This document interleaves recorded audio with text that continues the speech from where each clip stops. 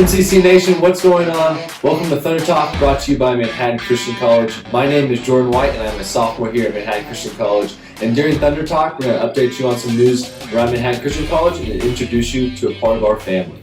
So today, we have our MCC Professor of Intercultural Studies, Dave Cupery. How are you doing today? I'm doing good, thanks.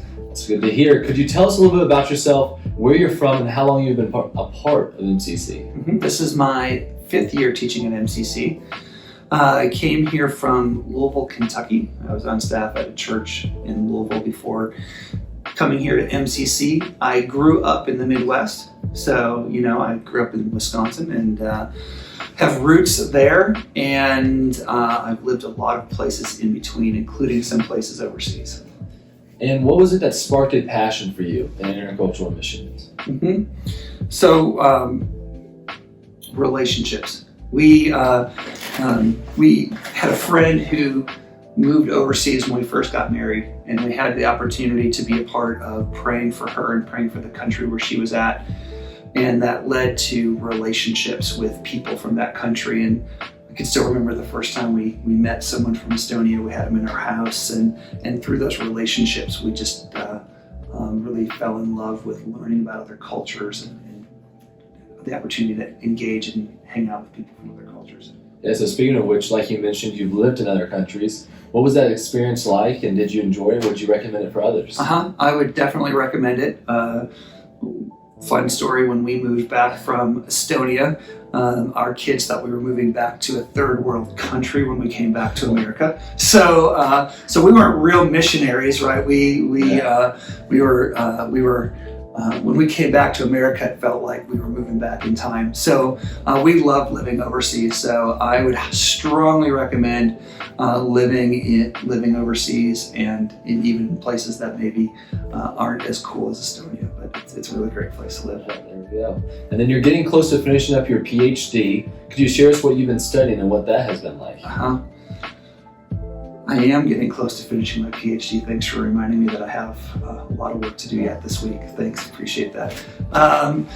You almost get those more letters in your name, That's what I'm going for, when I have that. And then my signature, which is really not very apparently, beautiful. I can just say, well, I'm a doctor now. So when you're by so many doctors in the faculty lounge, you have to get the doctor by your name as well. Yeah. So I'm studying the impact of how culture changes your worldview. So as a missionary, you have a worldview and you go into a second culture. And so I'm looking at two different aspects. How does my first culture, American culture, impact me when I'm in a second culture? And then how does that second culture reshape and impact how I lead and how I engage with others about the gospel? So it's been really interesting. No spoiler alerts. You're going to have to read my whole dissertation to find out the end result. There we go. Excited for that. Well, as we've said, this is a little time for a little fun now. Yep. As we said, you're an intercultural professor, so you've lived in other countries. You know the world a little bit better than some people. And as well as I know, as friends that we are, that you love Disney princesses. I know you watch all the movies. I do. And so with that, we are going to ask you. We're going to tell you a Disney princess. We're going to ask that you tell us where that Disney princess is from. Okay. What their hometown place of birth is. Wait. Are Disney princesses from real places in other cultures, or are they from fake places in other cultures? It depends. Some are in real and some are in fake. Super. That's good to know. So for this first one, we're going to start off a little easy. Okay. And so we just need the country. Okay. And so Mulan. I think I've actually seen the movie. Yeah. Mulan. And she definitely has cliffs, kind of feels southern, warm, like she doesn't have, let's just say, you want continent, or do I need like a specific country? Country. So, Argentina? China. Oh, right. Mulan is China. I knew that. Man, I tried to give you an easy one to start off. This is not a good start. Sorry. All right, this next one is Merida. She's in the movie Brave. She has the red hair with the bow and arrow. So I should know that from the description. She has an accent. I'll give you a... so she has red hair? Yeah, she has red hair. She has an accent. Can you give me a version of her accent? Can you help me out and give me a little soundbite of what she sounds like? I cannot because I actually haven't seen. That's one of the movies I haven't seen. So. Is she Scottish? Yep, Scotland. Oh yeah! All right. Now Are you sure you don't even have like a little Scottish accent? As the voice of the Thunder, I think it'd be really great if we hear a little Scottish accent. No, I don't want to disrespect people in Okay. Scotland with trying to mimic, Okay. So the next one we have is Jasmine from Aladdin. Well, that feels like a Middle Eastern kind of movie. The Middle Eastern kind of. It is Middle East. It is Middle East. So you are correct about that. She's Jordanian. So she's from Agrabah, which is I think it's a made up place, but it is right next to the Jordan River. Oh, there we go. So you basically I'll take it. Yeah. right on there. And then this next one is Moana. What movie is she from? Moana. She's from the movie Moana. You see, I need like Chris Pauls, who has little girls here, to help me. He probably would know like each one of these. Like So that. she's from an island. Oh. So, Is she Filipino? Montuni, which I don't know exactly where on the map that is from. I don't know the movie, so I can't even justify my answer. And then the last one we have is Ariel. Well, she is from the underwater place, right? Yeah. Which is,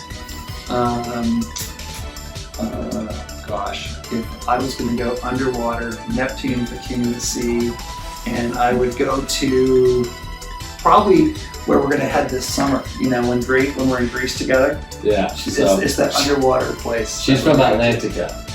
Or Atlantis. Yeah, it said Atlantica on Wikipedia, so that's what I went with. And Sorry. All right. Well. Do I not win a prize now? We get 2 out of 5, so 40%. That's all right, I guess. Well, in today's academic community, we should just raise that to 60%, so it's passing, right? Oh my word! All right. Come on, I participated. I should win. That's your generation. Oh man, I feel attacked now. All right. Could you share a little bit about what a student would experience studying intercultural ministry at MCC? So, our intercultural studies degree sits in the Christian ministry department, and that's helpful to know because as part of the Christian ministry department, you're going to get equipped for, I don't want to say general ministry skills, but you're going to be equipped for ministry skills. And then you have a specific set of classes that are going to be intercultural studies. And so one of my favorites is Comparative Religions. When we study comparative religions together, we want to learn from people who are a part of those religions. And so generally we have the opportunities for somebody who is Muslim to come in and talk about their faith, somebody who's Hindu to come in. And so we're learning from people who are actually practicing this faith. And then we're trying to wrestle with, from a gospel lens, how do we engage with the message that we have from somebody from that faith background? We're going to study intercultural communications, and intercultural communications is it's a simple communication class that we throw culture on top of, and we say, how does going to a different culture impact communication? How do nonverbal skills? So we had a really great intercultural communication situation happen in one of our classes. We had a missionary from North Africa come and speak, somebody who had been a missionary in North Africa come and speak in one of our classes. And he had really cool shoes on.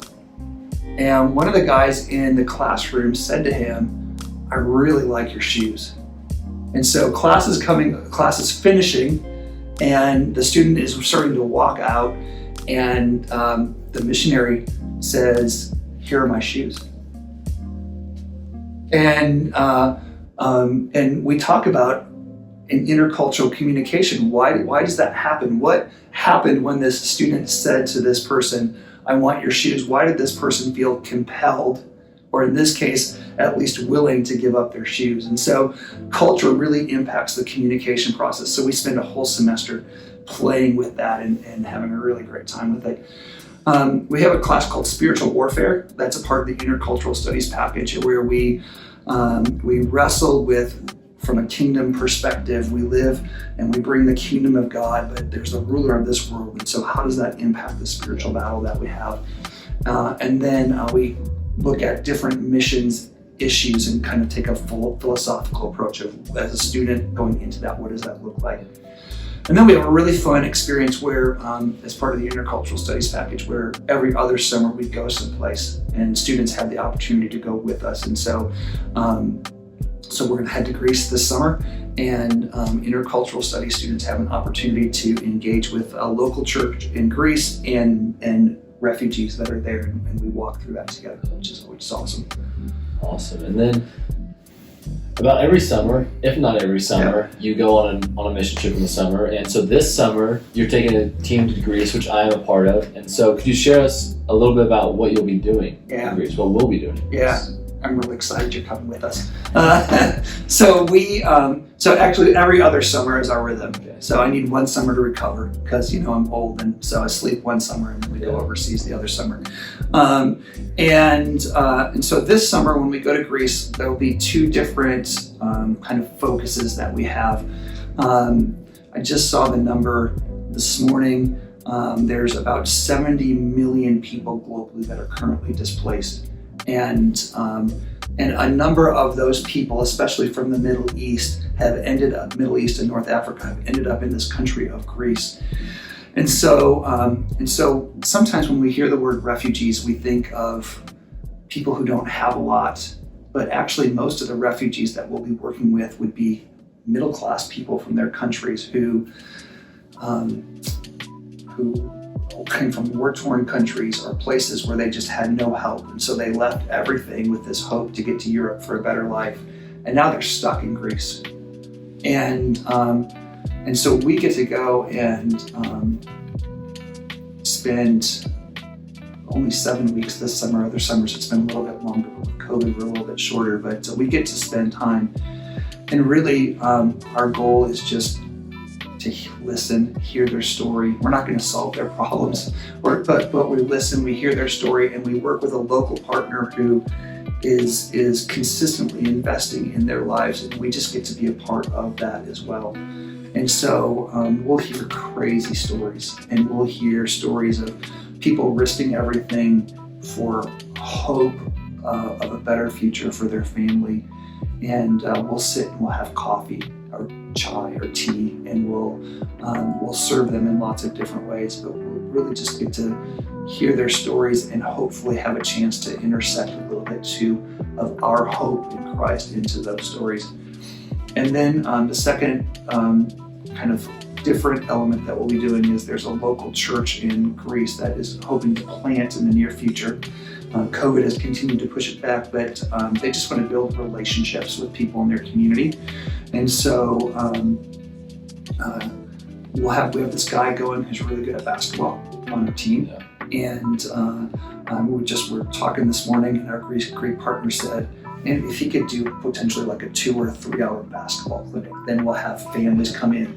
And we're the ones that are doing the clinic, and we get to help out in that way. And they've got people from their church plant who are coming and building relationships with people. And so that we just kind of intersect, and we get to connect them with people in their community that this church plant can build relationships with. Yeah. And so those are a couple of different things that it'll look like this summer. Yeah, I'm excited for it. And so, it's coming up soon too. So only 4 weeks of the semester left after this week, and then it'll be here before you know it. Have you been practicing your Arabic? Are you ready with, you're ready to jump into full Arabic conversations? Yeah, I don't think I'm there yet. So, but maybe by the end of the summer we will. Yeah, maybe. So, what have been some of your favorite memories at MCC? Well, I think in 2017, our first summer after we taught, we were in Greece, and I just have a lot of really great memories from that summer. We had a team of 9 students, and we worked in a day center, and it was terrible work. We sat all day. We played really boring board games, but how God has worked in the lives of those students. One of those students will be in Greece this summer. She's going to be there long term. Another of those students is currently in Africa. I think this trip was kind of a catalyst for that, and just to now look back and see where each of those students are and how that was significant in their life was really great. We were in Poland in the summer of 2019, and again, just so many fun stories of how God worked. Just a little spoiler, if you work with Polish kids, which we may do a little bit in Greece this summer, and you ask them what sound the duck makes, Oh no. it does sound like an American swear word, and it's pretty hilarious when you've got a preschool group of kids saying this word in an American group who doesn't understand that, and it makes for a really funny, it makes for a really awkward, funny memory that is just completely innocent. So, but even more from that, again, it's watching and seeing how God has worked in those student lives. The other thing that I just personally love as I look back at the last 5 years is the opportunities to have students in our house and to go to one of the local coffee shops here in town and just sit across the table from students and hear how God's at work in their life and have the opportunity to sometimes direct and push them. Those to me are my favorite memories from the last 5 years. All right, well, now we have our final 4 questions. These are 4 quick hitters. You just got to say the first thing that comes to your mind, just real quick responses. Okay. All right, favorite country you visited? Favorite country I lived in, Estonia. Favorite country I visited, how do I answer that? I love Greece. Greece is great. There we go. What's the favorite pair of shoes that you own? I have a pair of Croc slippers. I call them the Crocopers. They're awesome. I told Ben Field that you were going to say Crocs. If you did, you were going to make me look bad. So I'm glad you said Crocs. It's hard because I have to sort out which pair of Crocs are my favorite. Exactly. But my Croc slippers are number 1 on my list. All right, and then have you ever had a nickname? If so, how did you get it? In elementary school, I was called Coop. My last name is Cupery, but there was a player from the Milwaukee Brewers. His name was Cecil Cooper, and he was a left-handed guy. He was a left-handed batter, and I bat left-handed. He has a little bit of a unique style, and so I tried to, emulate his style. So Coop would have been my nickname for a season in maybe middle school, late elementary school. And then the most important question: what student are you most looking forward to going to Greece with this summer? That's a really hard question. I'm looking forward to going with all of them, but we have this guy named Jordan White. I just think it's going to be awesome to be able to spend the summer with him. I can't wait. That's my favorite answer to yours all day. I like that answer. All right, well, thank you for tuning in, and thank you guys for tuning in to another edition of Thunder Talk. As always, if you or someone you know is interested in attending Manhattan Christian College, either in person or online, send us an email at admissions@mccs.edu, and our admission office will get back to you as soon as possible. Become the Thunder, change the world.